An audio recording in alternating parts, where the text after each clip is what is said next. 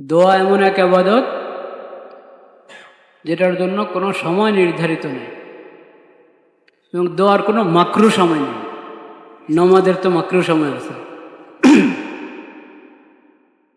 যে সময়গুলোতে নামাজ পড়া যায় না। আসে না তিনটা সময়? দোয়ার কোনো মাকরু সময় নেই। দোয়া, জিকির, তিলাওয়াত এগুলোর কোনো মাকরু সময় নেই। এইসব আবাদতের মাকরু সময় নেই, যে কোনো সময় এই আবাদতগুলোর জন্য উন্মুক্ত, বিশেষ করে দোয়া।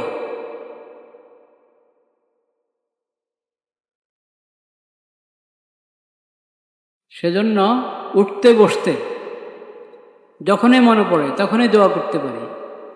এমনকি উচ্চারণ না করে মনে মনে দোয়া, এটাও দোয়া। কিন্তু উত্তম হলো দিল এবং জবান, উচ্চারণও করবে, অন্তর হাদির থাকতে। এইভাবে দোয়া দিলের উপস্থিতি সহ জবানে আল্লাহর কাছে বলতে থাকে।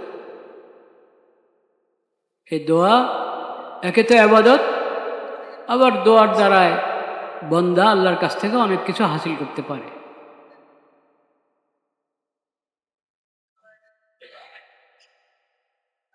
দোয়া যেমন ব্যক্তির জন্য হয়, নিজের জন্য, এমনিভাবে অন্যের জন্য দোয়া। আমার মা বাবার জন্য আমি দোয়া করব, সন্তানের জন্য দোয়া করব, মুরব্বীদের জন্য দোয়া করব, আত্মীয় মুরব্বী, এমনি মুরব্বী, আমার প্রতি যাদের হেসান আছে তাদের জন্য দোয়া করব, প্রতিবেশীদের জন্য দোয়া করব, আরো বড় আকারে পুরো দেশবাসীর জন্য দোয়া করব, পুরা মুসলিম বিশ্বের জন্য দোয়া করব, উম্মতে মুসলিমার জন্য দোয়া করব, সকল মানুষের জন্য দোয়া করব।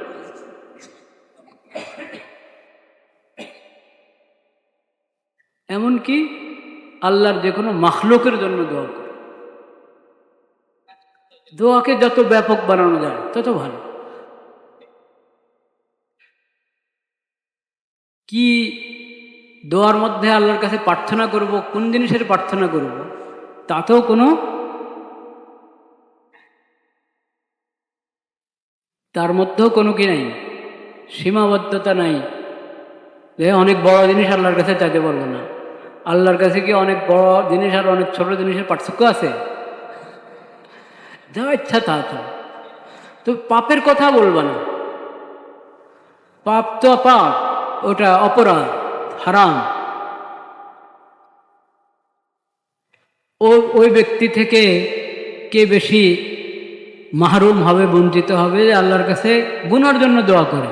তো গুনার রাস্তা দোয়া করবেন, নেকির রাস্তা, আল্লাহ আমার জন্য নেকির কাজ সহজ করে দেন, নেকির রাস্তা খুলে দেন। তা না করে যদি কাউকে গুনার রাস্তা খুলে দেন, আমার জন্য গুনাহ সহজ করে দেন, নাউযুবিল্লাহ, এরকম দোয়া জায়েজ আছে? পাপের দোয়া করা যায় না। পাপ থেকে বাঁচার জন্য দোয়া করা যায়, আল্লাহ আমাকে গুনাহ থেকে হেফাজত করেন। আসআলুকা আল গনিমাতা মিন কুল্লি বির, আল্লাহুম্মা ইন্নী আসআলুকা মুজিবাতি রাহমাতিক ওয়া আযাইমা মাগফিরাতিক ওয়াল গনিমাতা মিন কুল্লি বির। আল্লাহ নেক কাজ যাতে এমনি হয়ে যায়। একটা তো আমি নিয়ত করে গুরুত্ব সহকারে নেক কাজ করার চেষ্টা করব, সে তো আছে, ওই তৌফিক আপনার কাছে চাই।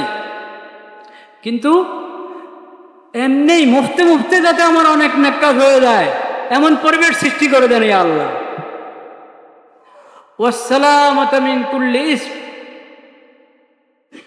গুনাহ থেকে আমাকে হেফাজত করেন, গুনাহ থেকে, পাপের কাজ থেকে, সকল অন্যায় অপরাধ থেকে আমাকে বাঁচিয়ে রাখে। এই দোয়া করব। গুনাহ সহজ হওয়ার জন্য দোয়া করা নাউযুবিল্লাহ, হারাম এটা। এবার যে ধরনের গুনাহ, বিশেষভাবে আত্মীয়তার, বিশেষ যে রক্তের আত্মীয়তা, ওই আত্মীয়তা ছিন্ন করার জন্য প্রার্থনা করতেছে আল্লাহর কাছে, এটা পাপ কিনা? পাপ, হারাম। বরং এ আল্লাহ আমি আত্মীয়তার হক রক্ষা করতে পারি, আত্মীয়তার হক আদায় করতে পারি, সেই তৌফিক আমাকে দান করে। এমনভাবে দোয়া করতে হবে। উল্টা দোয়া, উল্টা আত্মীয়তার হক, আরে আমার আত্মীয়রা যেন কেউ আমার কাছে না আসে, আমি যেন তাদের কাছে না যাই, এরকম দোয়া করা না যায়। এরকম দোয়া করা কি আল্লাহ সব দোয়া কবুল করেন, কিন্তু তুমি গুনার জন্য আল্লাহর কাছে চাইও না। আত্মীয়তার সম্পর্ক ছিন্ন করার কথা আল্লাহর কাছে বলো না, কোনো পাপের কথাই আল্লাহর কাছে বলো না। আল্লাহর কাছে দুনিয়ার যা চাও চাইতে থাকো, নেক কাজের তৌফিক কামনা করো, আখিরাতের সকল কল্যাণ কামনা করো, দুনিয়ার সকল কল্যাণ কামনা করো। দুনিয়ার যত ঠেকা আল্লাহর কাছে বলো, আল্লাহ আমার সব ঠেকা দূর করে দেন। দুনিয়ার যত জরুরত, যত হাজত আল্লাহর কাছে বলো, আল্লাহ আপনি পুরো করে দেন। তো আমি বলছি আমরা একটু আজকে একসাথে একটু দোয়া করি দেশের জন্য, পুরো মুসলিম বিশ্বের জন্য। আল্লাহ তাআলা সকল সংকট এবং পেরেশানি দূর করে দেন, সবর করার তৌফিক নসিব করেন। এই সংকটের সময়ের ভুল ব্যবহার থেকে আল্লাহ সবাইকে রক্ষা করেন। দেখেন রাস্তাঘাটে চলার সময় কীভাবে গাড়ির লাইন থাকে, হ্যাঁ, কত ঘন্টাকে ঘন্টা অপেক্ষা করে মানুষ তেল নিতে হয়, গাড়ির জন্য জ্বালানি নিতে হয়। আল্লাহ সবাইকে সবর ধরার তৌফিক নসিব করেন। এবং সরকার এই ক্ষেত্রে যে মানুষের পাশে দাঁড়িয়েছে, সেজন্য আল্লাহ তাদেরকে উত্তম প্রতিদান দান করেন। কিন্তু জানা যাচ্ছে, শোনা যাচ্ছে, আল্লাহ ভালো জানেন, কিছু লোক এই সংকটের মুহূর্ত মানুষের জন্য কষ্ট এবং সংকট আরো বাড়াচ্ছে। তারা তেল নাকি মজুত করছে। এটা তো এমনি অন্যায় কাজ, কিন্তু এই ধরনের মুহূর্তে এটা আরো বড় কবিরা। আল্লাহ এটা থেকে সবাইকে রক্ষা করেন। এই ক্ষেত্রে দরকার হলো সবর, ইসার এবং ইসরাফ থেকে বেঁচে থাকা। সবর করা, তিনটা আরবি শব্দ বলেছি আমি ইচ্ছা করে, বুঝতে পেরেছেন? কারণ কোরআন সুন্নাহর যে পরিভাষাগুলো, শরীয়তের পরিভাষাগুলো, ওগুলো মুখে আসা দরকার আমাদের। কথায় কথায় ইংরেজিতে বলতে কোনো আমাদের না, দ্বিধা হয় না। অথচ বাংলা শব্দ আছে, বাংলা শব্দ থাকা সত্ত্বেও আমরা কথায় কথায় ইংরেজি শব্দ, মনে হয় বাংলা জানি না। আসলে অনেকে জানেও না, মানে ইংরেজি শব্দ সহজে তার মুখে আসছে, কিন্তু ওখানে যে সুন্দর একটা বাংলা শব্দ আছে ওটা তার কি নেই, খবর নেই। তো যদি অন্য ভাষার শব্দ মুখে মুখে আসার মতো হয়, তো সেটা তো কি আরবি এবং ইসলামী শব্দগুলো, ইসলামী শব্দগুলো। তা আমি বলেছি এখন কি দরকার, সবর দরকার। এটা অবশ্য বুঝি অনেকে আমরা, সবর, সোয়াদ বা রা, সবরুন। সবর শব্দের অর্থ হলো ধৈর্য ধারণ করা, ধৈর্য ধারণ করা। কষ্ট হচ্ছে, যাক মেনে নিচ্ছি, সবর ধারণ করবো। কার জন্য? আল্লাহর জন্য, আল্লাহকে খুশি করার জন্য। আর বিরক্ত হয়ে ফায়দা তো নেই, বিরক্ত হয়ে ফায়দা নেই। সবর ধারণ করলে আল্লাহ তাআলা সওয়াব দান করবেন। আর আমিও স্বস্তিতে থাকতে পারি, আমিও কি স্বস্তিতে থাকতে পারি। আরেকটা শব্দ বললাম ঈসার, কি ঈসার মানে অন্যকে প্রাধান্য দেওয়া, অন্যকে প্রাধান্য দেওয়া। কমপক্ষে এতটুকু করি যে আমি সিরিয়াল লঙ্ঘন করার দোষটা না করি, সিরিয়াল রক্ষা করি। যে আমার আগে আছে তাকে আগে থাকতে দিই, আমি তার আগে যাওয়ার চেষ্টা না করি। আর একটা হলো দেখলাম একজনের খুব তাড়া, খুব বেশি নগদ প্রয়োজন, আচ্ছা ঠিক আছে আপনি আগে যান। এটা হলো ঈসা, অন্যকে প্রাধান্য দেওয়া। অন্যকে প্রাধান্য দিতে পারতো আলহামদুলিল্লাহ, কিন্তু সবর করা, খামাখা বিরক্ত না হওয়া, খামাখা তাড়াহুড়া না করা এবং সিরিয়াল লঙ্ঘন না করা। এই সবর এটা তো জরুরি, যে কোনো ক্ষেত্রে জরুরি সবর, সবর এবং এই সবর। আরেকটা বললাম কি, ইসরাফ থেকে বেঁচে থাকি আমরা। কিসের থেকে? ইসরাফ, আলিফ সিন র আলিফ ফা, ইসরাফ, আলিফ সিন র, আর প্রথমটা হামজা আর কি, ইসরাফ মানে অপচয়, অপব্যয়। ইসরাফ অর্থ কি? অপচয় এবং কি অপব্যয়, এটাকে বলে ইসরাফ। ইসরাফ থেকে বেঁচে থাকা, ইসরাফ থেকে বেঁচে থাকা সবসময় জরুরি। অপচয় এবং অপব্যয়কারী কার ভাই? শয়তানের ভাই। ইন্নাল মুবাযযিরিনা কানু ইখওয়ানাশ শায়াতিন। যে অপচয় করে, অপব্যয় করে, সে কার ভাই? শয়তানের ভাই। ওটা তো সবসময় হারাম, সবসময় হারাম। নবী করিম সাল্লাল্লাহু আলাইহি ওয়াসাল্লাম বলেছেন, অজুর মতো ইবাদত, এত বড় সওয়াবের কাজ। নবীজি বলেছেন, অজু করার সময় তুমি পানির অপচয় করো না।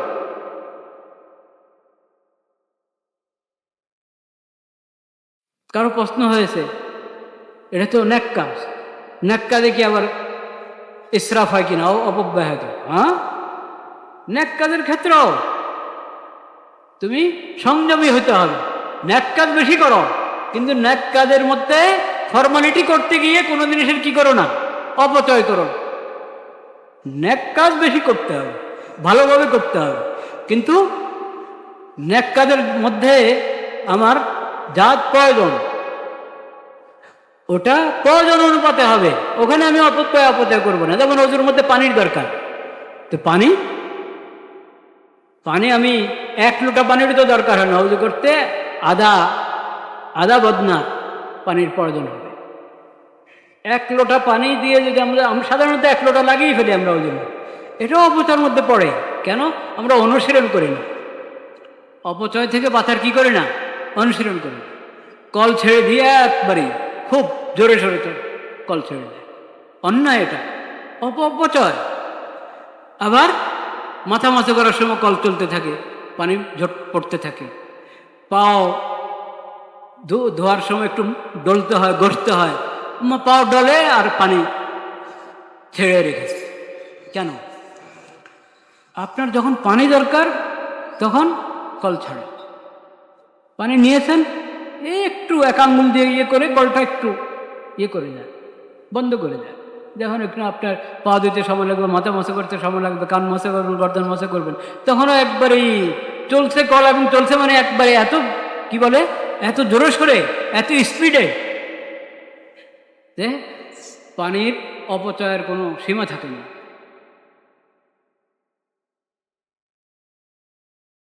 লোটায় অজু করতে, হাউস থেকে অজু করতে অভ্যস্ত হওয়া উচিত আমাদের। কল যত কম ব্যবহার করা যায়, কল ব্যবহার করারও নিয়ম শিখতে হবে।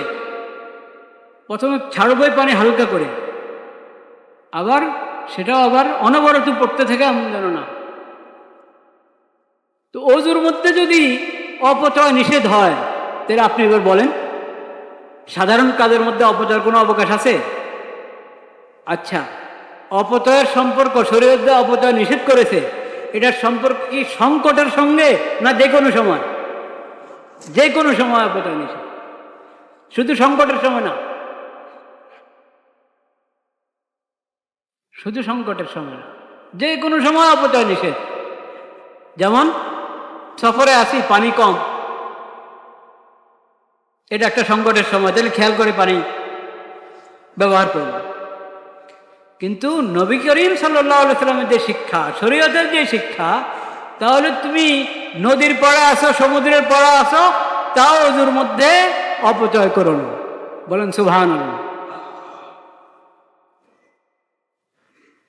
যেখানে পানির কোনো সংকট নাই, এত পানি না, পানি যতই আছে তুমি অপচয় করবে না, এটা শিক্ষা শরীয়তে। শরীয়তকে তো বোঝারও চেষ্টা করলাম না, আসলে চিনারও চেষ্টা করে নিলাম।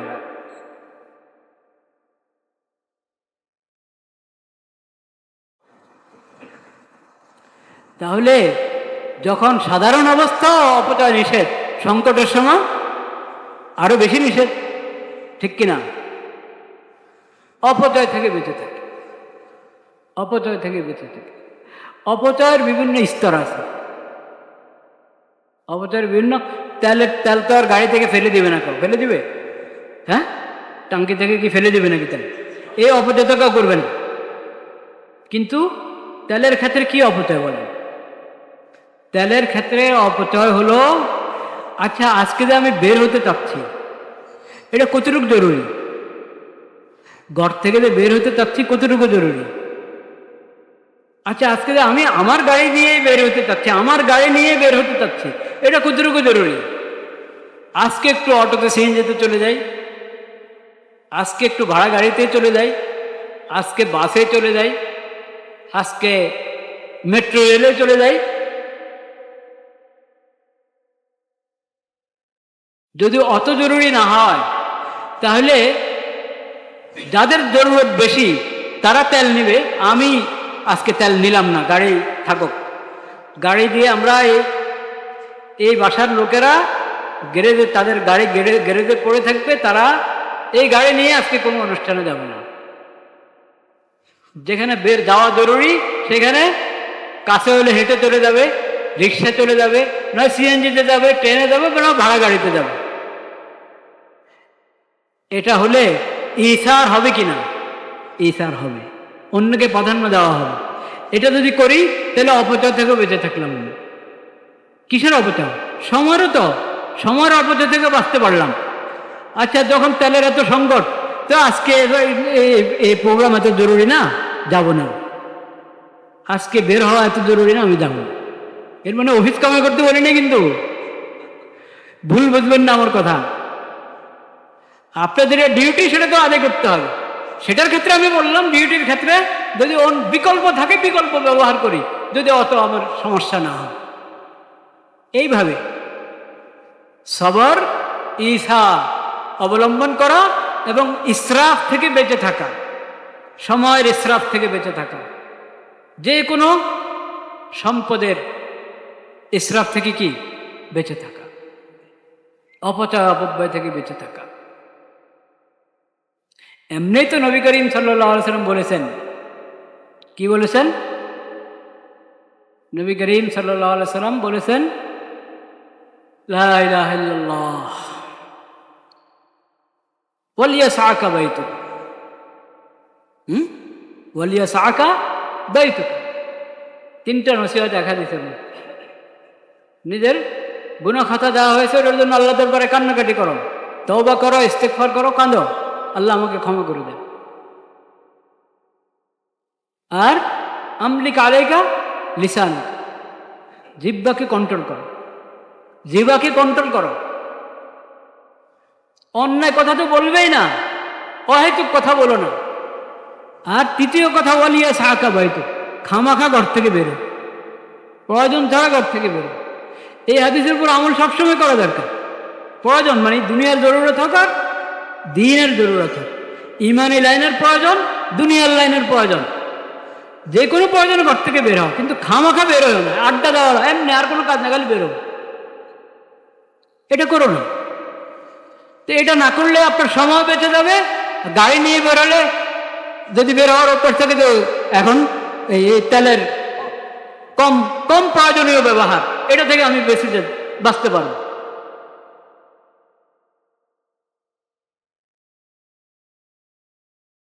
অনেক কিছু আমরা, আমাদের অপব্যয় এবং অপচয় আছে সমাজে। অনেক ক্ষেত্রে আমরা অপব্যয় অপচয়ের মধ্যে লিপ্ত, টেরও পাই না।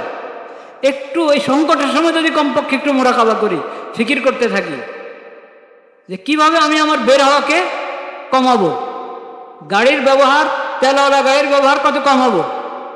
এর মানে এনে যে যেখানে সংকটটা সেখানে দেদারসে খরচ করতে থাকবো, তা বলি নেই। ওটা তো বললামই, অপচয় থেকে বাঁচাতে তো সবসময়ের বিধান। সংকট এবং সংকট নয় সবসময়ের বিধান, কিন্তু সংকটের সময় তো একটু ভাবা দরকার, একটু ফিকির করা দরকার। আল্লাহ তাআলা সেই তৌফিক আমাদেরকে দান করে। এসব সংকট কেন হচ্ছে? গুনার কারণে। এসব সংকট কেন হচ্ছে? এসব সংকট এক তো ব্যক্তি পর্যায় থেকে নিয়ে সামাজিক সকল অঙ্গনে যে সমস্ত জুলুম হচ্ছে, গুনাহ হচ্ছে, ওটার কারণে সংকট। আরেকটা হলো বাড়াবাড়ি। আরেকটা কি? বাড়াবাড়ি। সংযম জাতীয় পর্যায়ে, আন্তর্জাতিক পর্যায়ে, হ্যাঁ, প্রত্যেক আপনার রাষ্ট্র এবং দেশ, মহাদেশ এর জিম্মাদার যারা, দায়িত্বশীল যারা, সবাইকে সংযমী হতে হবে। কি হতে হবে? সংযমী হতে হবে। অহংকার থেকে দূরে থাকতে হবে, জুলুম থেকে দূরে থাকতে হবে। বিশ্বমহল হলেই খোদা হয়ে যায় না, এটা বুঝতে হবে। জুলুমের জন্য আল্লাহ তাআলা ধরেন, তবে আল্লাহ অনেককে দেরিতে ধরেন, এটা হলো কথা। তো এই জুলুম, অন্যায়, অহংকারের কারণে পুরা বিশ্বের মধ্যে সংকট সৃষ্টি হয়ে আছে। আল্লাহ তাআলা সবাইকে বিনয়ী বানিয়ে দেন, জুলুম থেকে, অহংকার থেকে বেঁচে থাকার তৌফিক দান করে অমুসলিমদেরকেও এবং মুসলিম শাসকদেরকেও। সবাই যার যার জায়গায় থেকে বেঁচে থাকতে, চুক্তি ভঙ্গ থেকে বেঁচে থাকবে। আল্লাহ তাআলা সেই পরিবেশ সৃষ্টি করে দেন। সেটার জন্য সবাই মুনাজাতে দোয়া করবেন, আল্লাহুম্মা আল্লিফ বাইনা কুলুবিনা ওয়া আসলিহ যাতা বাইনিনা ওয়াহদিনা সুবুলাস সালাম ওয়া নাজ্জিনা মিনাজ যুলুমাতি ইলান নূর ওয়া জান্নিবনাল ফাওয়াহিশা মা যাহারা মিনহা ওয়া মা বাতান ওয়া বারিক লানা ফি আসমাইনা ওয়া আবসারিনা ওয়া কুলুবিনা ওয়া আজওয়াজিনা ওয়া যুররিয়াতিনা ওয়া তুব আলাইনা ইন্নাকা আনতাত তাওয়াবুর রহিম وجعلنا شاكرين لنعمتك مسنين بها قابليها وأتمها علينا। একটু দীর্ঘ দোয়া। আপনি হিসনে হাসিন বাংলা অনুবাদ সহ বা ইংরেজি অনুবাদের হিসনে হাসিন থেকে এটার অনুবাদ শিখে নেন। বাংলা বা ইংরেজি অনুবাদ সহ যে মুনাজাতে মকবুল, ওখান থেকে অনুবাদ শিখে নেন। কিন্তু উচ্চারণ না, উচ্চারণের কথা বলি না, অনুবাদ। দোয়া তো আরবি, দোয়া আরবিতে শিখবেন, আরবিতে পড়বেন, অনুবাদ শিখে দোয়ার মর্ম সহ আল্লাহর দরবারে মুনাজাত করতে থাকবেন। আল্লাহুম্মা আল্লিফ বাইনা কুলুবিনা, আল্লাহ উম্মতে মুসলিমার সকলের অন্তরগুলো মিলিয়ে দেন এবং বিশ্ব মানবতা সকলের অন্তরগুলো আল্লাহ আপনি মিলিয়ে দেন। আল্লিফ বাইনা কুলুবিনা, সকল মানুষের, সকল মুসলিম অন্তরগুলোকে আল্লাহ আপনি মিলিয়ে দেন। যত অন্তরের দূরত্ব সৃষ্টি হবে, তত জুলুম বাড়তে থাকবে, হিংসা বিদ্বেষ বাড়তে থাকবে। আল্লাহ আপনার অন্তরগুলোকে মিলিয়ে দেন। আল্লিফ বাইনা কুলুব ওয়া আসলিহ যাতা বাইনিনা, আমাদের পরস্পরের সম্পর্ক সুন্দর করে দেন। ওয়া নাজ্জিনা মিনাজ যুলুমাতি ইলান নূর, আমাদেরকে অন্ধকার থেকে আলোর দিকে নিয়ে আসেন। ওয়া জান্নিবনাল ফাওয়াহিশা মা যাহারা মিনহা ওয়া মা বাতান, সকল অশ্লীলতা থেকে আমাদেরকে হেফাজত করেন। বাকি দোয়া বললাম না, এখন অনুবাদ কোত্থেকে শিখবেন এটা বলে দিলাম। এটা খুব গুরুত্বপূর্ণ দোয়া। চেষ্টা করুন প্রতি মুনাজাতে এই কথাগুলো আল্লাহর কাছে বলেন, নিজের ভাষায় বলেন না, নিজের ভাষায় বলেন। ইনশাআল্লাহ শান্তির একটা পরিস্থিতি কি হবে, সৃষ্টি হবে। আর দোয়া ইউনুস বেশি বেশি পড়া, লা ইলাহা ইল্লা আনতা সুবহানাকা ইন্নী কুনতু মিনাজ জালিমিন। নিজেকে অপরাধী, যা হচ্ছে, যত ফিতনা ফাসাদ, যত সমস্যা, যত সংকট, যত বিশৃঙ্খলা, সব আমার গুনার কারণে। আল্লাহ, আমি অত্যাচারী, আপনি আমাকে রক্ষা করেন, ক্ষমা করেন। আমি নিজে আপনার কাছে স্বীকার করছি আমার গুনার কথা, আল্লাহ আপনি ক্ষমা করে দেন। বন্দা যখন অন্যের জন্য দোয়া করতে নিজেকে অপরাধী হিসেবে আল্লাহর সামনে পেশ করে, তো আল্লাহ দোয়া তাড়াতাড়ি কবুল করে। লা ইলাহা ইল্লা আনতা সুবহানাকা ইন্নী কুনতু মিনাজ জালিমিন। আর এটা তো অন্যের জন্য দোয়া না, আমি সহ সবার জন্য দোয়া।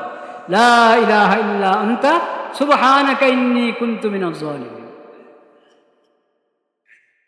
লা ইলাহা ইল্লা আনতা সুবহানাকা ইন্নী কুনতু। দোয়া ইউনুস বেশি পড়া।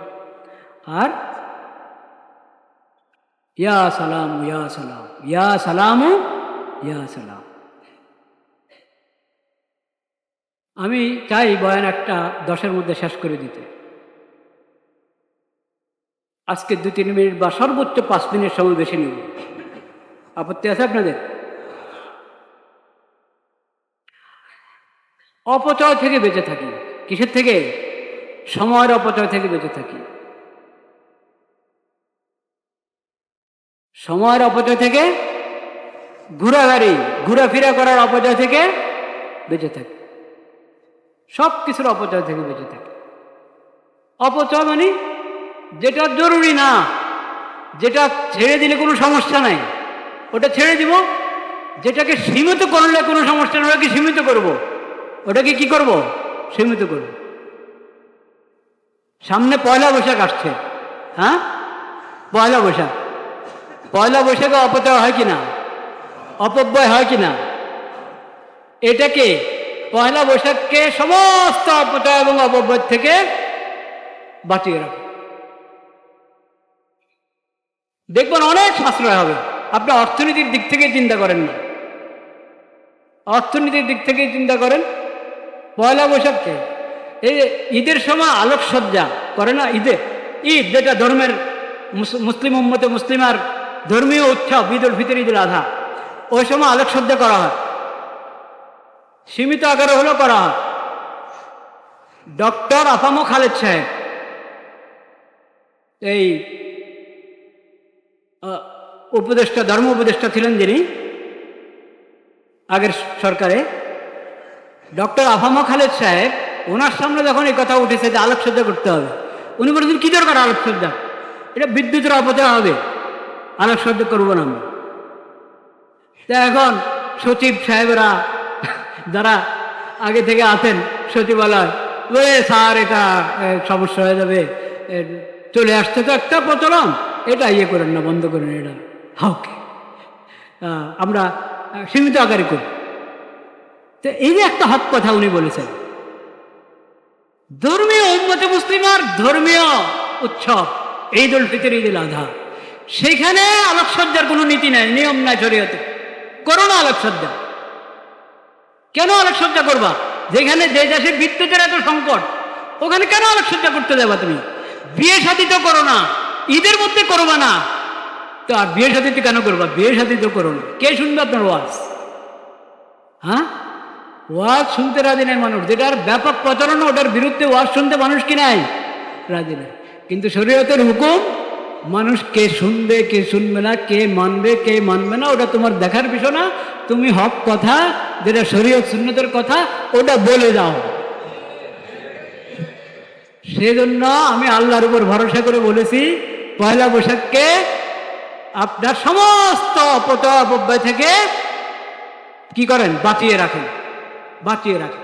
ব্যক্তি পর্যায় থেকে নিয়ে সবাইকে এই নসিহত, এই নসিহা, কল্যাণকামিতা, দ্বীনি কল্যাণকামিতা এবং জাতীয় কল্যাণকামিতা, রাষ্ট্রীয় কল্যাণকামিতার দৃষ্টিকোণ থেকে সবার খেদমতে আমি এই দরখাস্ত করছি, পয়লা বৈশাখকে যাবতীয় অপচয় এবং অপব্যয় থেকে কি বাঁচিয়ে রাখেন। আর এটা তো মুসলমান বলতে জানে, মুসলিম উম্মতের উৎসব হলো ঈদ উল ফিতর আর ঈদ উল আজহা, সাপ্তাহিক উৎসব হলো ঈদ জুমা, এবং তাদের বাৎসরিক হজ, সেখানে সেটা হয় মক্কা মুকাররমা, আরাফাতে এবং কোথায়? মিনাতে। এগুলো হলো মুসলিম উম্মতের, চাই বাংলাদেশি মুসলিম উম্মত হোক, আর হিন্দুস্তানি মুসলিম উম্মত হোক, পাকিস্তানি মুসলিম উম্মত হোক, মধ্যপ্রাচ্যের মুসলিম উম্মত হোক, আমেরিকা ইউরোপে যে মুসলিম উম্মত আছে তারা, অস্ট্রেলিয়াতে যে মুসলিম উম্মত আছে তারা, সকল মুসলিম উম্মত, সকল মুসলিম উম্মতের আনন্দ উৎসব হলো ঈদ উল ফিতর, ঈদ উল আজহা, সাপ্তাহিক হলো জুমা, বছরে হলো হজ। কিন্তু সেটা সব ধরনের শিরিক থেকে মুক্ত থাকে, সব ধরনের অশ্লীলতা থেকে মুক্ত থাকে, সব ধরনের বেহায়াপনা থেকে মুক্ত থাকে, সব ধরনের বেদাত এবং জাহেলিয়তের সকল রীতিনীতি থেকে মুক্ত থাকে। তাহলে যেটা উম্মতে মুসলিমের উৎসব না, কোনো অঞ্চলের একটা রেওয়াজ, সেটার মধ্যে যদি বেদাত ঢুকে, শিরিক ঢুকে, তাহলে জায়েজ হবে? সকল শিরিক থেকে দূরে থাকতে হবে, সকল শিরিক থেকে, সকল বেদাত থেকে দূরে থাকতে হবে, সকল জাহেলিয়তের সকল রীতিনীতি থেকে কি দূরে থাকতে হবে। এটা একটা স্বাভাবিক, স্বাভাবিক অন্য 10 কাজের মতো একটা কাজ। এটাকে যদি শরীয়ত বানিয়ে নেওয়া হয় তো এটা একবারে হারাম। আর যদি শরীয়তের ঈদের মতো উৎসব বানিয়ে নেওয়া হয় তাহলেও হারাম। আল্লাহ তাআলা এই কথা বোঝার তৌফিক দান করে। মুসলিম উম্মত যখন ইসলাম কবুল করেছে, নবী করিম সাল্লাল্লাহু আলাইহি ওয়াসাল্লামের দাওয়াতে ঈমান এনে যখন ইসলাম কবুল করেছে, ইসলাম গ্রহণ করার আগে তাদের আঞ্চলিক, তাদের বংশীয় যত ধরনের উৎসব ছিল, পর্ব এবং ঈদ ছিল, এই উৎসব পর্ব ছিল, ওই সব কিছু তারা ভুলে গেছে। মক্কাওয়ালারা ভুলে গেছে, মদিনাওয়ালারা ভুলে গেছে। হ্যাঁ, মক্কাওয়ালারা ভুলে গেছে, মদিনাওয়ালারা ভুলে গেছে। যেখানে যেখানে ইসলাম প্রবেশ করেছে, ইসলামের আগের রীতিনীতি কিচ্ছুই তাদের কি থাকে নাই, বলেন, বাকি থাকে নাই, কিচ্ছুই বাকি থাকে নাই। কারণ ইসলাম তো আমাদেরকে সভ্যতা দিয়ে দিয়েছে, ইসলাম তো আমাদেরকে সুস্থ সংস্কৃতি দিয়ে দিয়েছে। সুস্থ সংস্কৃতি ছেড়ে আমরা কোনো অপসংস্কৃতি গ্রহণ করতে পারি না। আল্লাহ তাআলা এই সব ধরনের অপসংস্কৃতিকে এবং অপসংস্কৃতিকে সুস্থ সংস্কৃতির নাম দেওয়ার মতো তথ্য সংগ্রহ থেকে আমাদের সবাইকে হেফাজত করবে। একটা ঘটনা শুনে কথা শেষ। একটা ঘটনা, ইমাম আবু হানিফা রহমতুল্লাহ আলাইহির নাম শুনেছেন? ইমাম আবু হানিফা রহমতুল্লাহ আলাইহির দাদা সাবিত। আবু হানিফা রহমতুল্লাহ দাদার নাম কি? সাবিত। সাবিতের জন্ম যখন হলো, সাবিতের জন্ম হলো, সাবিতের আব্বা নতুন নতুন ইসলাম গ্রহণ করেছেন। উনি ছিলেন ইরানি সংস্কৃতির মানুষ, ইরানি সভ্যতার মানুষ ছিলেন, তৎকালীন ইরানে, পারস্য। তে উনি যখন মুসলিম হলেন, এখনো ইসলামের সব শিক্ষা হাসিল করেন নাই, মুসলমান হলেন। তো এই উনি মুসলিম হলেন, ওনার ঘরে সাবিত ইমাম আবু হানিফার দাদার জন্ম হলো। বলেন সুবহানাল্লাহ। তখন কুফাতে খলিফাতুল মুসলিমিন আমিরুল মুমিনিন আলী রাদিয়াল্লাহু তাআলা আনহু, কে? আলী রাদিয়াল্লাহু, চতুর্থ খলিফা, নবীজির জামাতা, ফাতেমা রাদিয়াল্লাহু তাআলা আনহার স্বামী আলী রাদিয়াল্লাহু তাআলা আনহু হায়াতে আছেন। তো এই সাবিতের আব্বা সাবিতকে নিয়ে আলী রাদিয়াল্লাহু তাআলার কাছে গিয়েছেন দোয়ার জন্য, দোয়া দিয়ে দিয়েছেন। ইমাম আবু হানিফার দাদা সাবিত দোয়া পেলেন কার? তো আলী রাদিয়াল্লাহু তাআলার সামনে সাবিতের আব্বার এরকম আশা দেওয়া ছিল। তো উনি যদি পারস্যের মানুষ, তারা নওরোজ পালন করত। নওরোজ বুঝেন তো? নওরোজ ফার্সি শব্দ, নববর্ষ। উম্মা, নওরোজ মানে কি? নববর্ষ। নববর্ষ ওদের পারস্যদের কি নববর্ষ। যখন উনি মজুসি ছিলেন, মজুসি ধর্মের ছিলেন, তখন ওটা পালন করতেন। মুসলমান হওয়ার পরে এটা এখনো বুঝে সারেন নাই যে এটা তো জাহিলিয়তের রীতিনীতি। ইসলামে তো সেই নওরোজ বলতে কিছু নাই, ইসলাম এটা উনি বুঝেন না, এখনো শিখতে পারেন না। তো উনি বলেন, আচ্ছা এটা ভালো একটা দিন, এখানে তো দেখি না কেউ তো পালন করে না, যাক আমি একটা হাদিয়া নিয়ে যাই। কার কাছে? আলী রাদিয়াল্লাহু তাআলার কাছে। তো উনি একটা হাদিয়া নিয়ে গেলেন, আলী রাদিয়াল্লাহু তাআলার কাছে নিয়ে পেশ করলেন। এটা কি? কই হুজুর, এটা তো নওরোজের হাদিয়া। বুঝে গেছেন উনি, জানেন যে তো পারস্যের মানুষ ছিল, ওখানে নওরোজ পালন করতে, এখন নতুন নতুন মুসলিম হয়েছে, এখনো সব কিছু ঠিক না, ইসলামের কোনটা ইসলামের শিক্ষা, কোনটা জাহিলিয়তের রীতিনীতি, এগুলো বুঝে সারে নাই। তো নওরোজের হাদিয়া নিয়ে গেছে। আলী রাদিয়াল্লাহু তাআলা একটা কথা বললেন, শুধু একটা কথা, এত বড় শিক্ষা, পুরা দুনিয়ার যে জায়গায় যে মুসলিম আছে, সে যদি এই একটা বাক্য বুঝে ফেলে, তাহলে জাহিলিয়তের সকল রীতিনীতি থেকে সে বেঁচে থাকবে এবং নবীজির সুন্নাহ হবে, ইসলামের শিক্ষা হবে তার জন্য যেমন দিন, তাওহীদের দিন, তেমন সেটাই হবে তার জন্য সুস্থ সংস্কৃতি এবং সুস্থ সভ্যতা। বলেন সুবহানাল্লাহ। আলী রাদিয়াল্লাহু তাআলা কি বলেছেন? আলী রাদিয়াল্লাহু তাআলা বলেছেন, নওরোজুনা কুল্লা ইয়াউম।